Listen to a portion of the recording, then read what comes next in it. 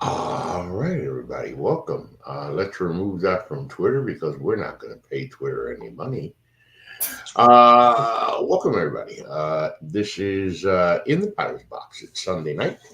It is the NGSC Sports Weekly Baseball Show. I am your host, Ralph Garcia. Of course, as always, remember the website. It is ngscsports.com. That's where you'll catch all of your current content. A lot of the content you're going to carry these days or you're going to see these days on the site. Sammy Sportface is on his Olympic tear as Sammy loves to cover swimming and write about the U.S. swim team. So he gives us in defeat. We knew Katie would be a winner.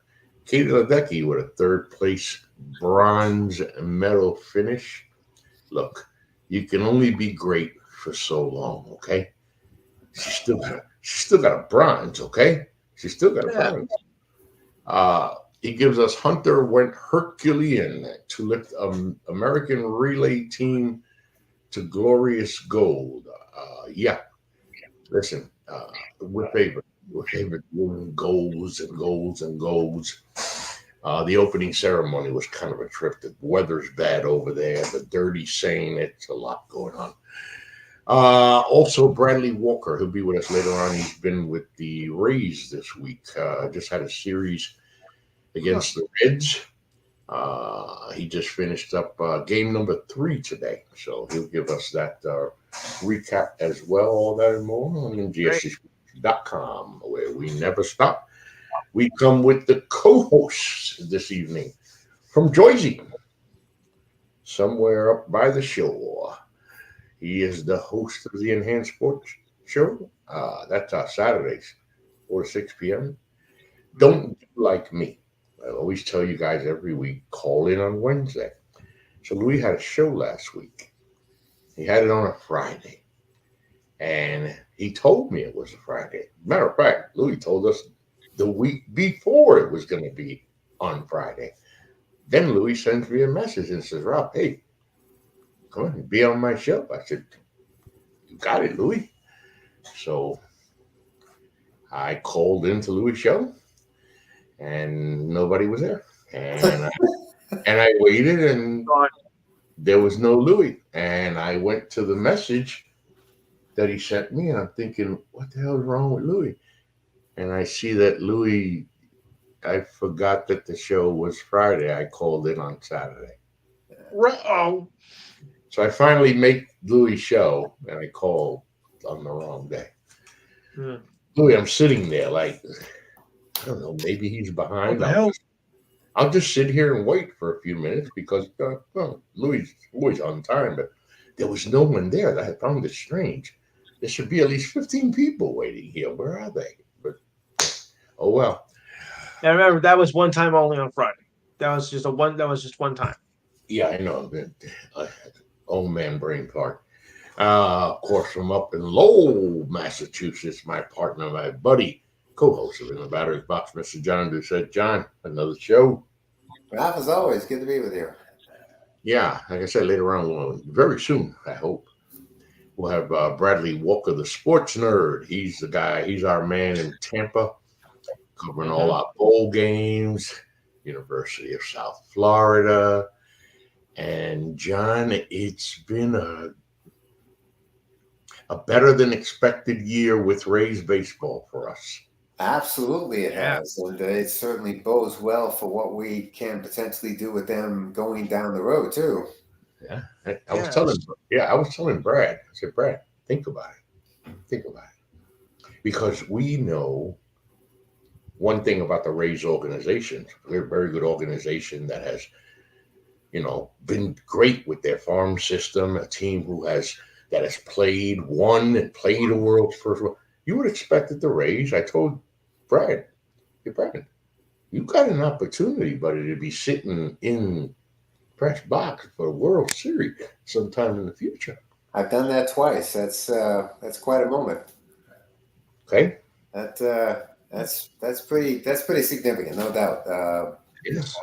I, that's why you do it. I mean, Exactly. that's the ultimate goal. That's why you do it. And Yeah. I was able Exactly. to do it twice, and hell, saw them win both times is even better. Not bad. Yeah. No, Undefeated. Not yeah. bad. They were So 8. we go That's right. They were 8-0 in those two. so we Yeah. go to our MLB roundup. And I want to start it with Louis, first and foremost, Louis. Yes. Okay, yeah, let's do it that way.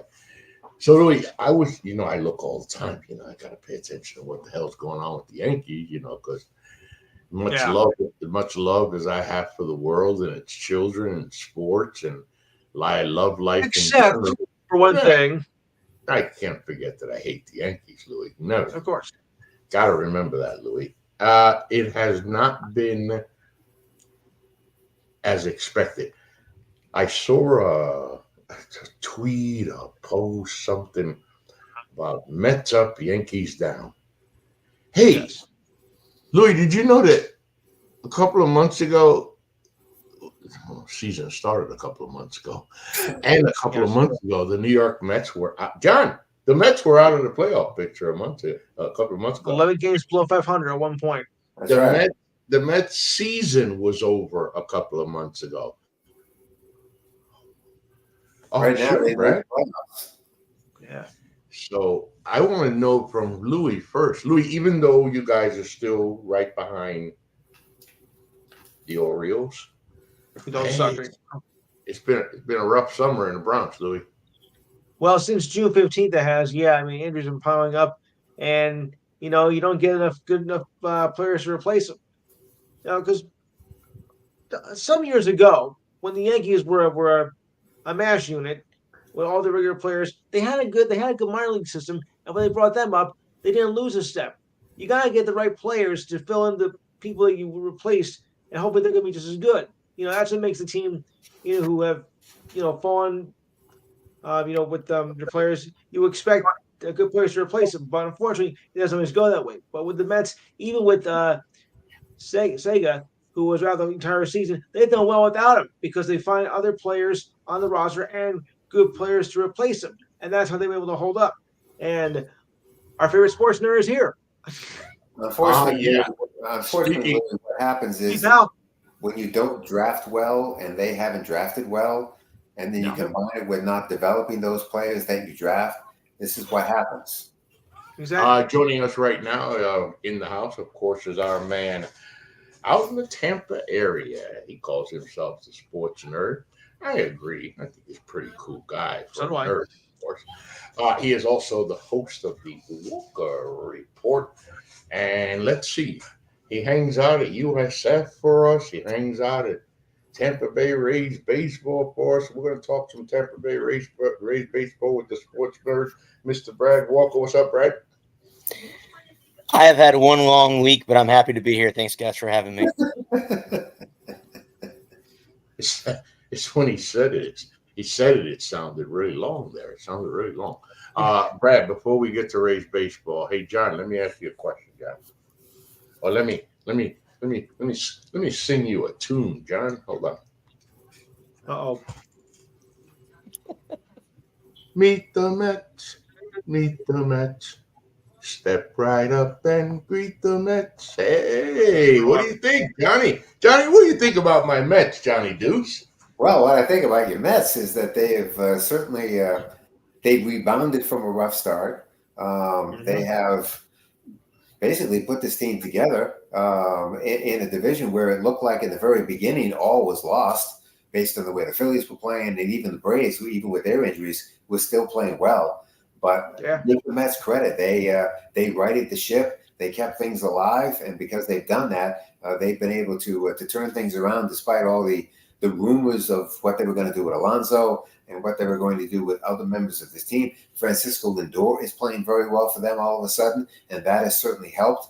I mean, this team has become a much better ball club just based on basically staying together. And now the Mets find themselves in an interesting position because with the expanded playoff situation, more importantly, expiring contracts that are going to be a part of their eventual off-season, the Scherzer contract, the Verlander contract in particular, this team now has money to spend, and they've got spaces on the 40-man roster that they can use they've already made one move with the Mariners, swapping pitcher for pitcher.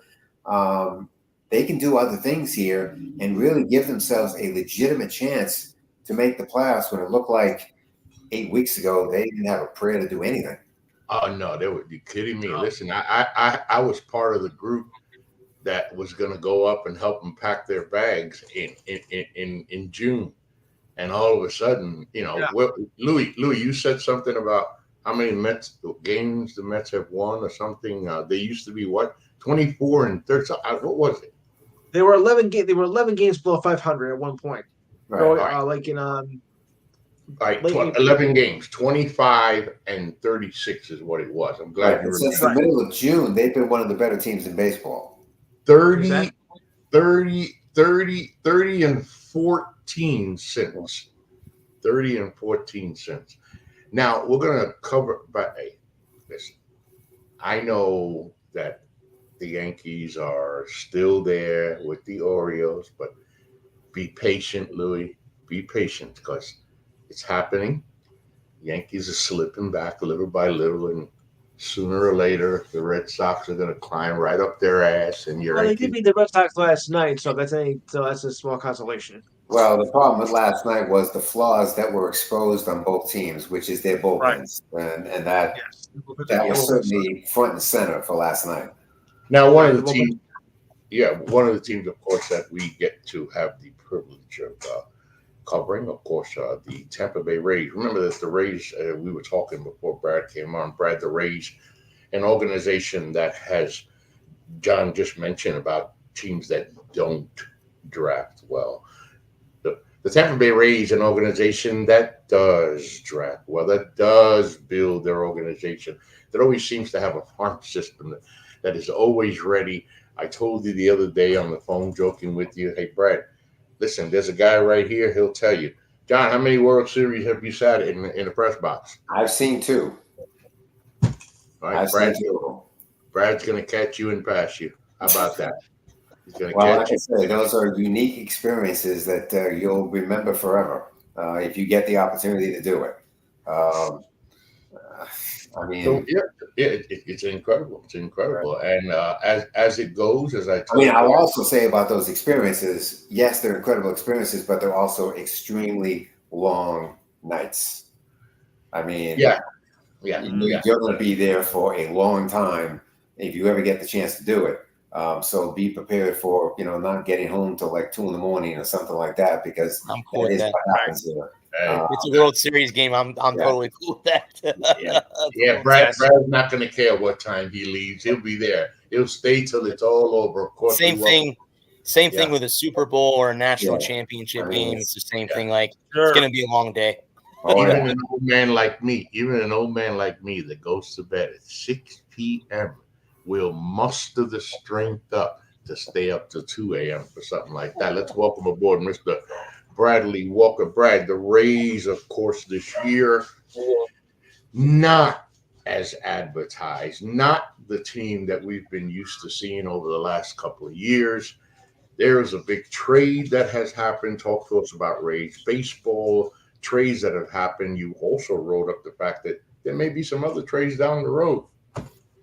Yeah, this organization, even though they're only 4 or 4.5 games out of the final wild card spot, are sellers. And today, as I was getting in the car after they won 2-1, squeaked out a win against the Reds, I think they've won 9 out of their last 11 series that they've had, and I think they're 15 of 17 in their last rubber matches. Of course, if it's a 3-game series, they win games 1 and 3 or 2 and 3 or whatever, however you want to throw it that way.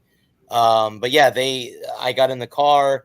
I always like to listen to the post game show, and there's this guy that calls in from Myrtle Beach, South Carolina, and rips, even if they win, has something negative to say about the franchise.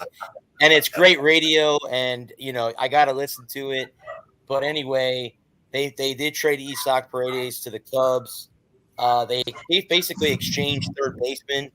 And they got some prospects coming back as well.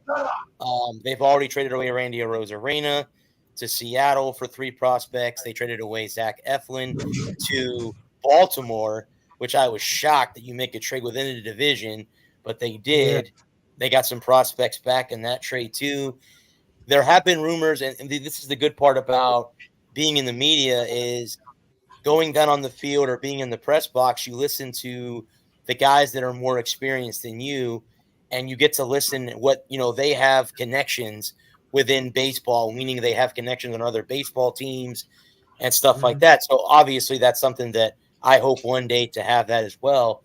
But they have said, that the Yankees were at Tropicana Field. They were trying to possibly get Jonathan India, who's the second baseman for the Reds. Obviously, that said the Yankees got Jazz Chisholm from the Marlins, who are coming into Tropicana Field this Tuesday and Wednesday upcoming. I'm hoping to be at one or both of those games next week. But yeah, they've made some trades. Obviously, they've decided to become sellers at the deadline. A lot of people speculate that when they get their pitching back next season with Shane McClanahan and they get Jeffrey Springs back this Tuesday, he's making his major league debut coming off the injured reserve. I got to see Shane Baz pitch. He pitched great. In fact, all 3 games I saw against the Reds, even though they lost game 1, 3-2 in extras, their pitching was outstanding. That hasn't been the issue for the Rays all season. It's been hitting and scoring runs. Yes, I know they won the other day 14-0, but then the next day they can't score a run. So, and now what the only interesting part about it is they get approval for their new ballpark, and now they're trading away all the players that people come and see. So I don't know what to think there. Eric Neander and company, he's the GM for the Rays. I don't know what their thought process is. I mean, obviously, they're a team that always looks to the future and not now, unless they were, of course, in the division lead or in a solid playoff spot. They probably wouldn't be selling like they did. They also traded away Jason Adam to the Padres for prospects as well, coming back. So those have been the first 4 trades that have made. There are rumors that the Yankees are looking at Pete Fairbanks, their closer. There's also been rumors that Seattle and San Diego are looking at Yandy Diaz, who is their first baseman. So the trades may not be done. By the time that I get to the Trop again on Tuesday, there could be a whole new roster of people. Now, they have a kid in the minors in Junior Caballero that can play third base. That made sense to trade away Isaac Paredes if you're going to bring him up. He's already been up this year, and they've sent him back down. I think he got injured, before he made his debut in the minors. So, it's been a whirlwind of the last 3 days, trying to figure out who's going to start and who's going to be traded. So, like I said, come Tuesday, I don't know who's going to be the starting 9 for the Rays when I get there on Thursday or Tuesday. Excuse me. Yeah, John, what you got for Brad? John, before you ask anything, Brad, that was something. I love that, by the way, Brad. I was able to just sit back, and that was a load of great information. Fantastic. Hey, John, I know you know the guy, but hey, Brad Walker's in the house to talk Rays baseball. That's a good thing, too, because my question would be, what if the Rays, with what's going to become a young team, find a way to make the playoffs? That's the $1 million question. It is. That's a question, John, that everyone at that stadium is trying to find the answer to. Is, let's say they make all these trades, right?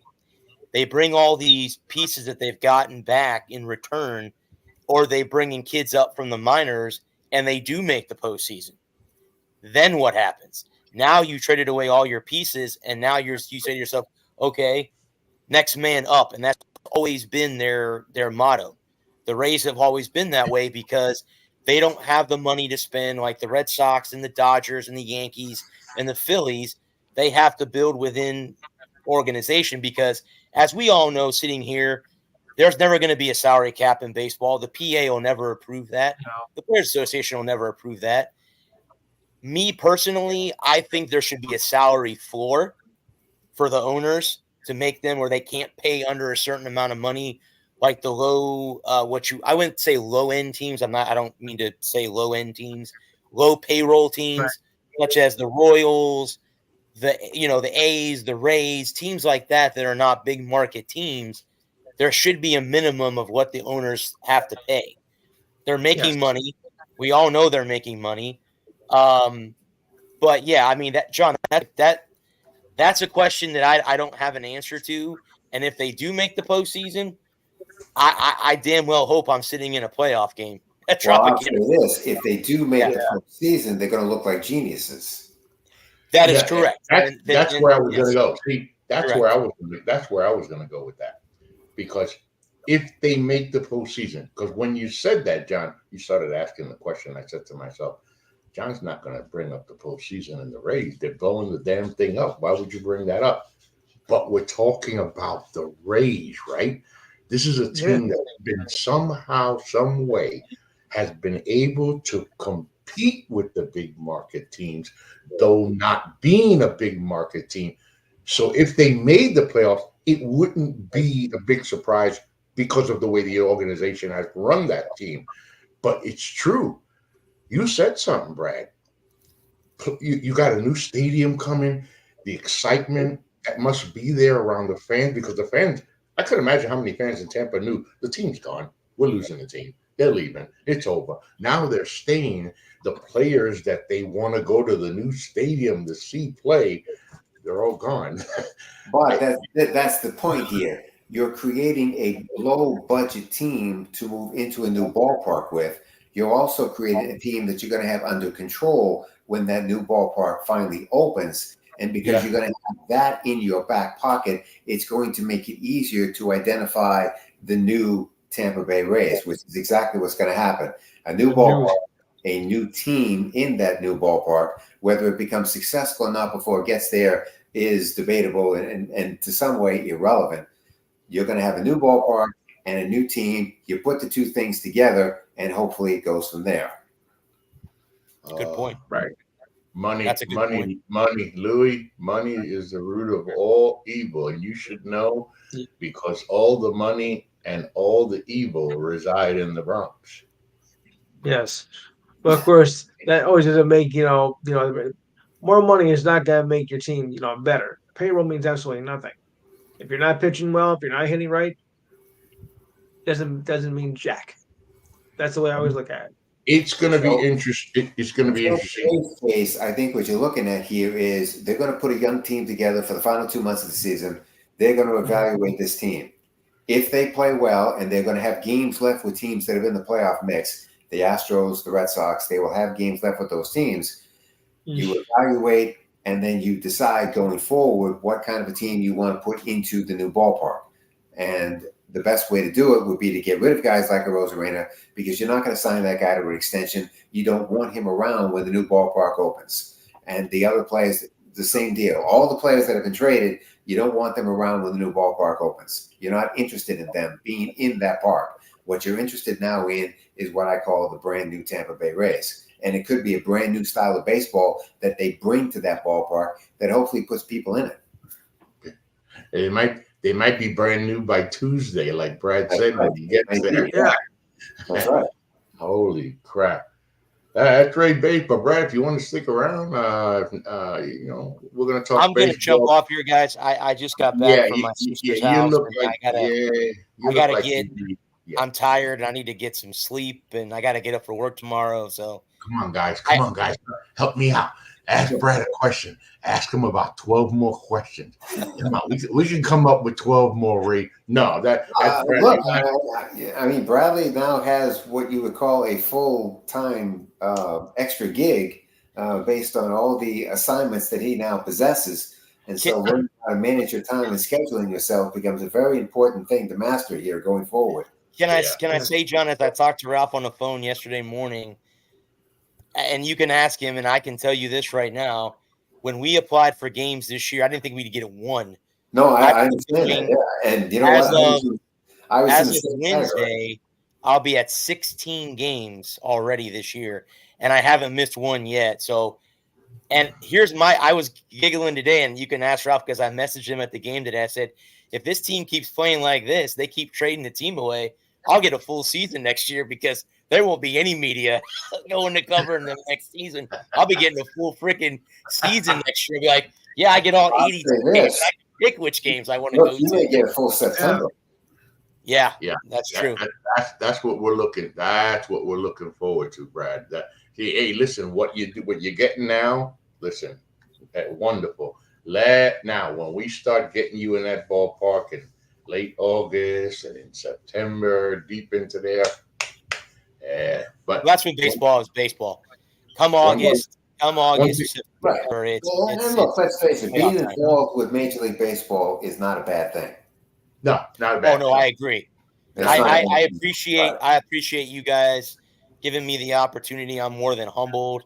And when I got to go last year to the Rockies game, I'm like, this is all new. Going from college. Oh, yeah, you have the deer in the headlights look. Yeah, that's right. Pro sports. Yes. There's a big jump in how things are handled, how people write things, how everyone talks and stuff like that. It's a whole new thing. But I will have to say that I like getting the all access passes to the Rays because I can't get an all access pass to USF. So just saying. I'll tell you, the other great thing about what you're doing is you're going to get to meet scouts. You're going to get a chance to talk with them. You're going to get a chance to talk with media members from the other teams. You're going to build those relationships that, as time moves along, are going to become very beneficial to you and ones that you're going to want to keep forever. And that becomes the best part. I agree, John. I agree. And folks, I promise. In July, we'll make sure to keep Brad here on the show on In the Batter's Box, talking Rays baseball.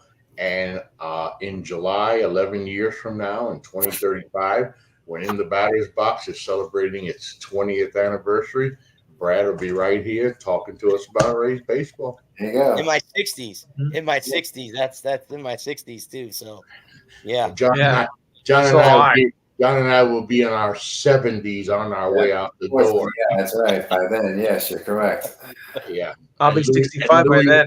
And Louis will be right behind us. Yep. They'll be right there. There you go. I'll be 65 by that time. There you go. Jeez. Louis, you're an old fart. I was going to say, we're all by then. All right, Brad. Thanks for joining us, Brad. Get some rest, man. Thanks for the guys. work. I'll see you guys later. Thank you guys. Thursday, Walker Sports and of course. You have a good night, Brad. Thank you. Thank you, guys. Yep, you too. All right. So trade. There's been some trades. I'm going to bring up the MLB Roundup here. We'll continue with the MLB Roundup. Trades are done and more to come. John, what's going on in the trade world around there? What have you heard? Look, I thought it was interesting that the Red Sox acquired James Paxton from the Dodgers. And I think one of the reasons why that was done was because Clayton Kershaw made his return to the Dodger rotation on Wednesday and threw 4 shutout innings. It appears that everything went well. And Walker Buehler made a rehab start in Albuquerque on Friday night. And he was going to make one more again this week. And if all goes well, the first full week in August, Buehler will be back in the Dodger rotation. And I think that the Dodgers just felt that they've got enough pitching that they could make this move. And so they trade Paxton back to the Red Sox for a 17-year-old minor league infielder that hopefully down the road becomes something for them. The Mariners have been busy. They've made 3 moves already. Rosarena was a bat that they desperately need to help Rodriguez out and to create an offense that hopefully puts them back into the division race as well as the playoff race. The Astros haven't done anything yet, but they're playing awfully well. The Mets have made a move because now they put themselves in position to potentially be a playoff team as well. The Yankees picked up Chisholm yesterday to hopefully create more offense for their batting order in terms of stolen base as well as the power that he presents. They get Stanton back tomorrow night when they go to Philadelphia. So they're starting to recreate themselves to some extent. But still, the Yankees got exposed last night, as did the Red Sox, and it's their bullpens. Both teams have terrible bullpens. And unfortunately, I don't care what kind of offense you possess. If you can't pitch in October, you're not going to go far. And at the moment, neither team can pitch well enough to go far. Peyton Jones says, No. "What's up, gentlemen?" And he tells us the Mets are back in third. You're welcome. Thank you, sir. Uh-oh. Chop on, Peyton. You got that right. Louis, John mentioned, of course, the Yankees' new star, debuting center field. Jazz Chisholm Jr.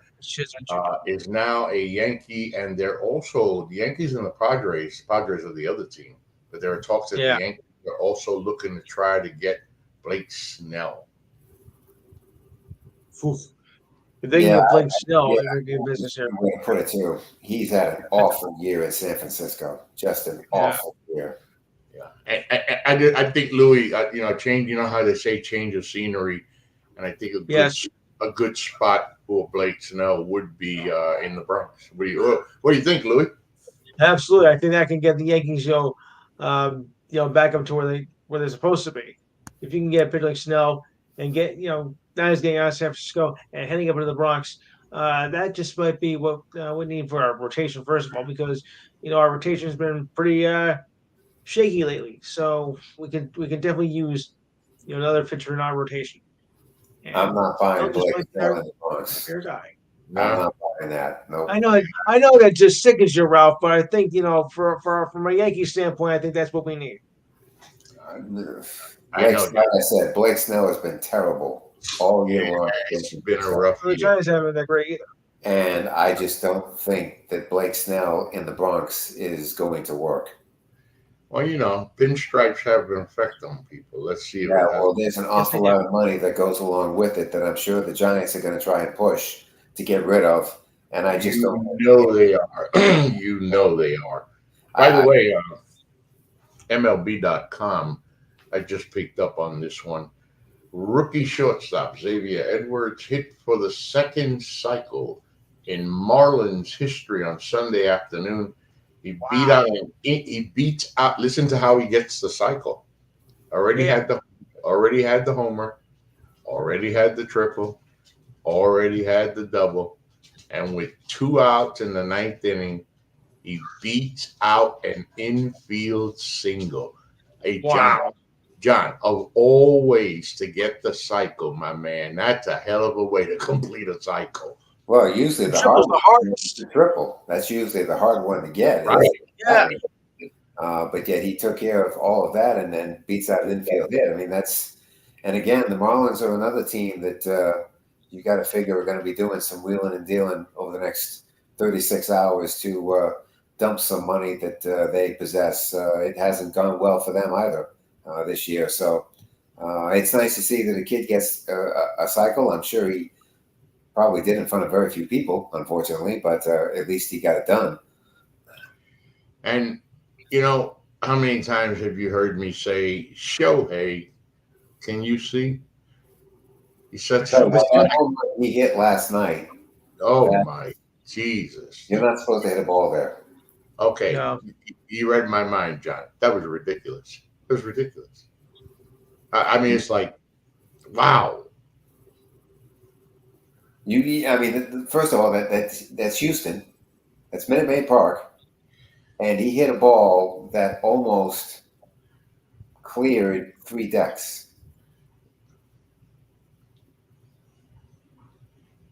You're not supposed to do that. I watched the replay 4 times in a row, John. I just had to watch it. I just had to keep watching it. It was like it launched and it took off. One of those swings, right, John?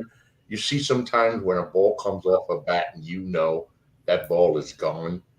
It's just a matter of how far. And this ball just traveled like, and he sets a career high with his 27th stolen base. So he doesn't do enough already, right? When you watch that home run he hit last night, all you have to do is see people in the 3rd deck watching the ball go over their head. That's all you have to see to realize how far that thing went. Very good, John. That was that's the ball into the 3rd deck in that ballpark. Incredible. the pop that he has coming off that bat is insane. And John, is it safe to say he's still getting better, right? Yeah. And the question is how? Yeah.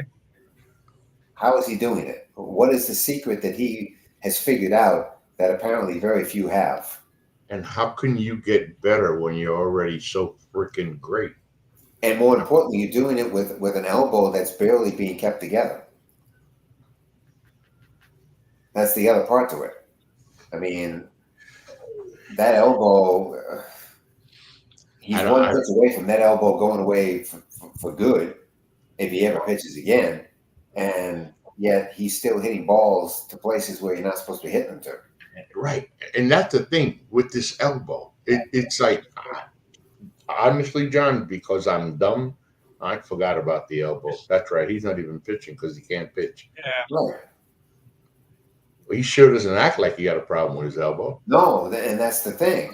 That is the amazing part is that if the elbow is healing properly, which apparently it is, it's allowing him to extend every time he swings the bat to allow him to hit balls to areas that just you're not supposed to be doing this. I'm not supposed to do it. And again, and now he sets a career high with his 27 stolen base. So this guy's it's a freaking machine, man.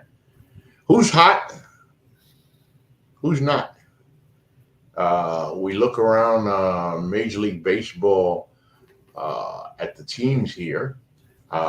Again, we talked about the New York Mets playing fantastic baseball.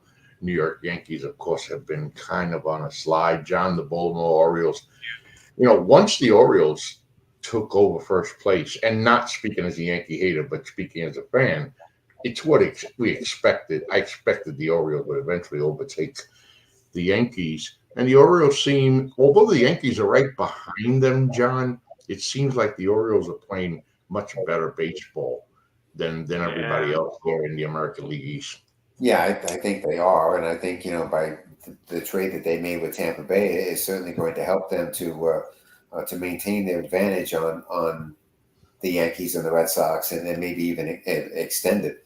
I mean, again, this is a team that, based on the way they built themselves, is a team that really is not only set up for the short term, but also the long haul as well. And although they, have some interesting series ahead of them, like for instance next weekend with the Guardians, I mean, still, this is a team that you would think is still the favorite to be in the American League Championship Series when all is said and done, just based on the lineup that they possess, the starting pitching they possess. I mean, Craig Kimbrell is doing a very good job for them in the closer role. I mean, this really is a team that you just need to tweak the roster if you want to give yourself an even better chance to be a significant player in October. And it looks like that's what they're doing. They're not going after anybody that they want to keep around for a long period of time. They're just renting a couple of players just to get themselves over the hump. Yeah, and Louis, I noticed with the Yankees, they have a really good road record. They're just above 500 at home. What seems to be the problem with the Yankees at home? Yeah, it kind of bothers me because usually they've been the dominant factor at home, but this year it seems to be being reversed. Yeah, I was wondering that myself. Teams in the top three road teams in the American League. Look at what division they're from. Yeah, they're all from the East.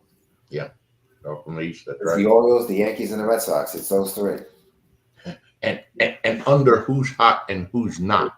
How about we go to a not? John, listen. There are bad baseball seasons.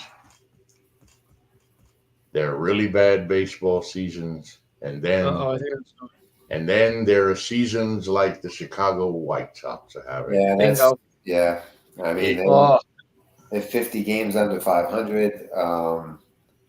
There's nothing that they're doing that's going well. It's a team that at the moment just looks rudderless, to say the least. They're going to have the number one pick when the regular season is over to next year's draft, which I guess is the only good news that they've got going for themselves at the moment. Let's put it this way: for the White Sox, the end of the season can't come too soon. They probably wish it was over right now. Well, unfortunately, it's not going to get any better anytime soon. That's the problem. Exactly. And I mean, Dylan Cease throws a no-hitter early this week for San Diego to make things worse for them, if it could get any worse for them. I mean, the White Sox can't hit. They can't pitch. They're not a very good defensive team. They've got a roster that looks like it's more AAA than it is anything else, and it's going to be that way for a while. I think the fan base in Chicago can't be very happy with what this team looks like and what the immediate future of this team looks like, because it's not very good. No. I don't know what the end result becomes of all of this, but I mean, hopefully the White Sox, at least at the minor league level, are developing some players that you might become interested in down the road. But at least in the short term, this is going to get worse. Yeah, and then the other team of not. Boy, the Toronto Blue Jays. So much hope for the Toronto Blue Jays a couple of years ago. And it's like, I know, John, it's like that magic, like the magician that puts the sheet up. Yeah, puts the sheet up. You know, you see the team, and then he drops the sheet, he picks it back up, and the team just disappeared. When you look at the individual players that are on that roster, and to see that they're under 500 and in last place in the American League East, you do shake your head. I think the window of opportunity for that team is closed.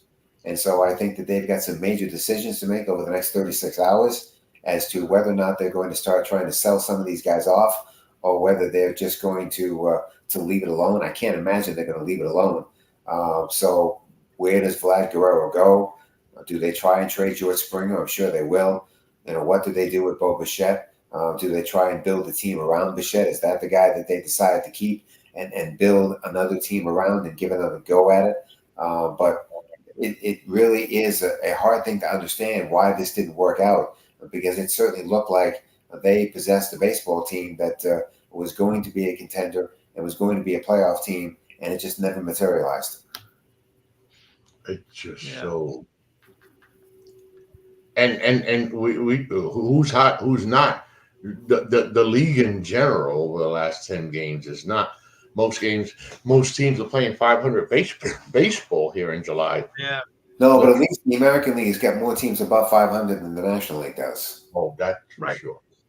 That is for sure. Where is the? Give me a second here. So Otani's got 128 hits, 82 runs, 32 homers. He's hitting .314. He's got an OPS of 1.043.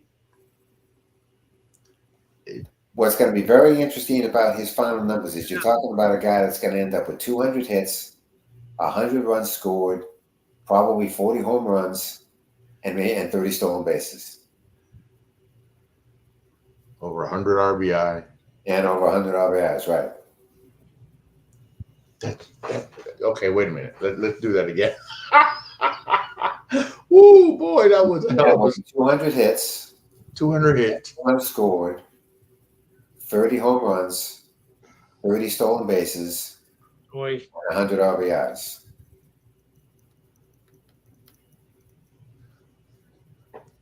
I mean, he's your MVP of the National League.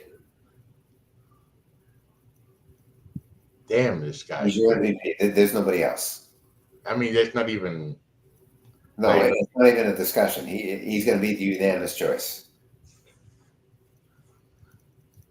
How the hell is this guy so flipping good, man? I mean, this guy is really. Like I said, he's figured something out that really nobody else has, and you'd have to see what he does behind the scenes to attempt to figure out what he knows. Unbelievable, man. Unbelievable what this guy does. John, you wanted to talk about last week, brought into the agenda this week. First half underperformers looking for a big second half. Who are you looking at? Well, I think, again, Tampa Bay would be one of those teams that I think underperformed in the first half, and now that they're above 500 by 2 games, you do wonder what the immediate future is. I mean, if they're selling players left and right, like I said earlier, if there's these young guys that they bring up to replace them on the 25-man roster, if they make the playoffs, I mean, there's your underperforming team that becomes a big second half team, and the ownership looks like geniuses. I think, the Seattle Mariners are another team that started to underperform as the first half continued on, and if they want to make the playoffs, I mean, they're really going to have to turn it around to make that push. Because the Astros have overtaken that division, and the Astros are another one that performed the first half of the year. I think they're going to have a big second half of the year. I think they're going to run away with that division, unfortunately, if you're a Mariner fan. And for the Mariners, Arozarena has got to help out the middle of that order to give Rodriguez some help. If he can't help out the middle of that order, I think the Mariners are going to continue to fall, even with a pitching staff that's very good and a bullpen that's very good. They can't score enough runs to help that staff out and win games. And Louis, going to the Yankees, although you can't consider the Yankees' first half record, and correct me if I'm wrong, John. You don't look at the Yankees' record in the first half as an underperformance, but when you look at how they started and how they ended that first half, Louis, the Yankees are one of those teams, though maybe not completely underperformers in the first half, that are going to need a big second half here.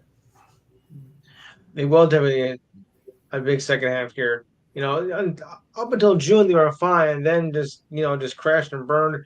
The only thing that was doing well was Judge.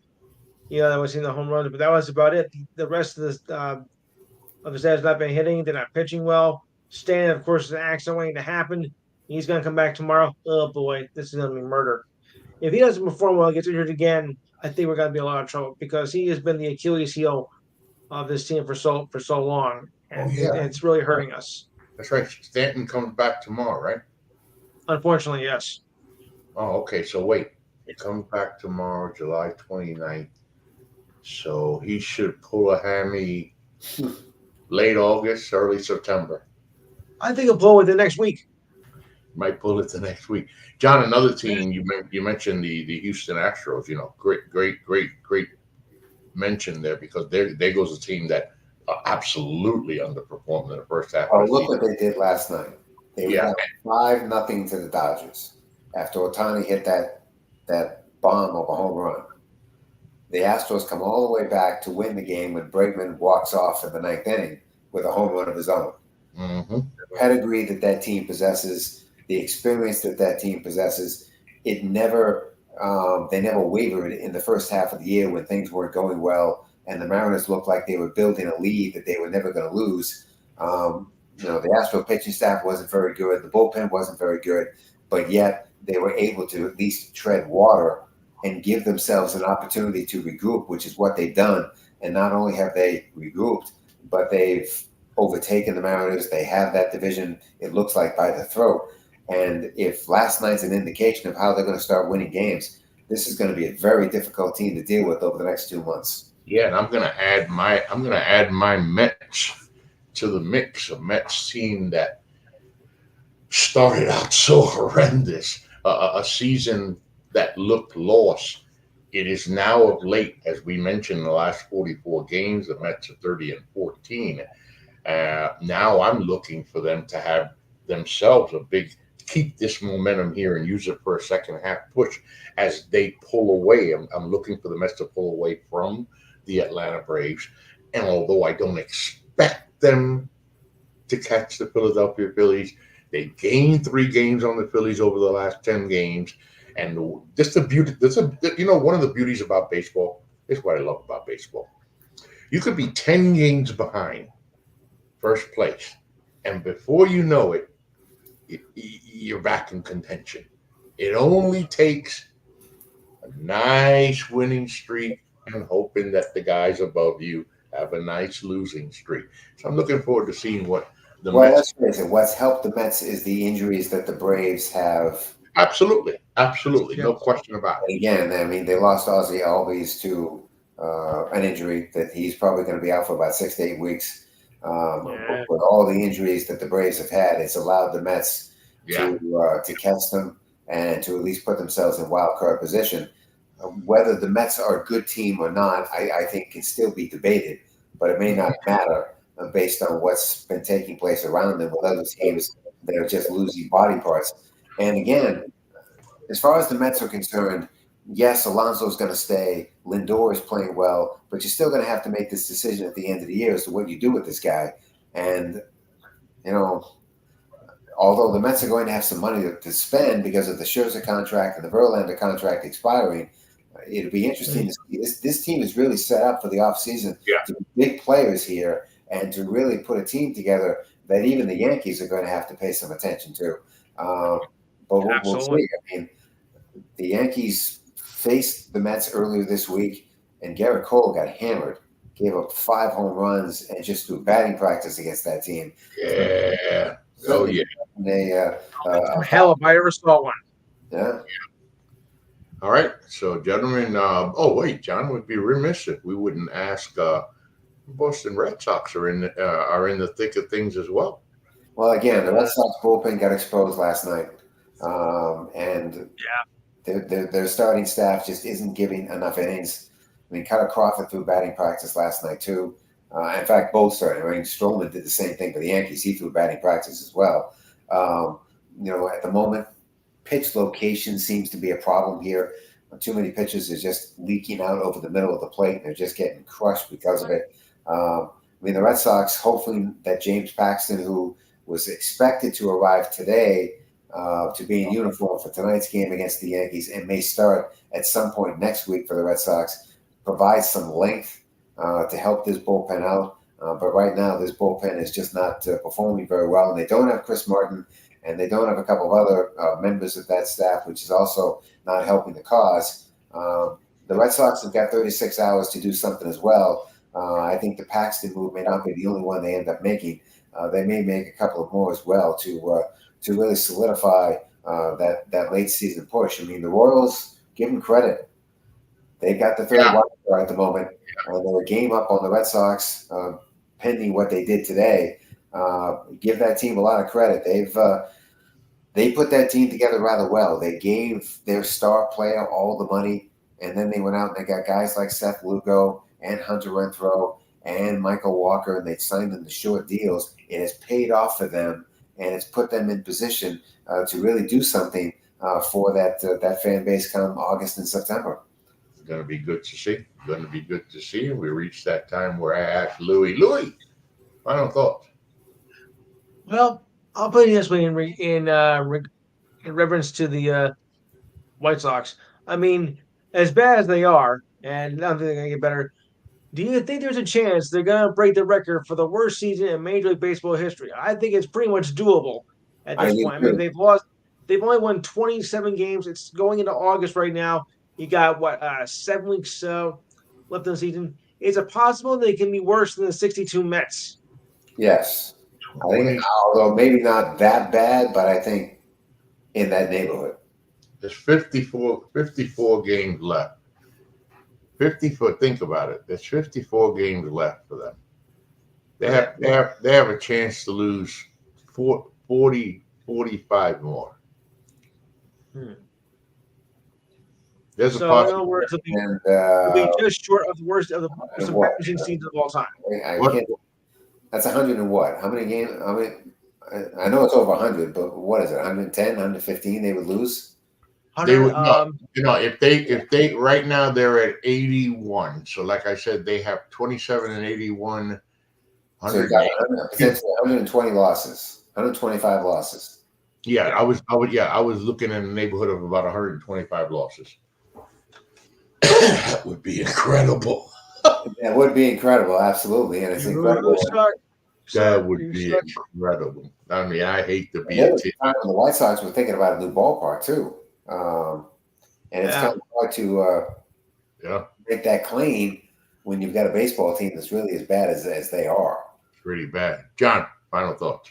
Well, the final thoughts is, I mean, several of them actually. The new schedule came out, and so now we know when next baseball season will begin. It's going to be the March 17th and 18th is when the Dodgers and the Cubs go to Japan to begin the season. For the Dodgers, it'll be the second time that they make an overseas trip. This past year was South Korea, which means that those two teams will begin training camp early than everybody else, and they will close training camp earlier than everybody else. The rest of Major League Baseball begins their season on the 27th of March. We now know that the Oakland A's are going to Sacramento, and they're going to play in a 14,000-seat stadium in Sacramento for at least the next couple of years. And how that works out remains to be seen. But baseball is starting earlier and earlier and earlier as we go along. And you do wonder whether spring training is going to become the shortened version of what it used to be, that it's going to be in a 6-week process when it's nothing more than 3 or 4. You touched on my final thought. That was on the Oakland A's in Sacramento. We've watched the Tampa Rays. We've watched the A's and other teams, Miami, teams that have struggled to put fans in seats.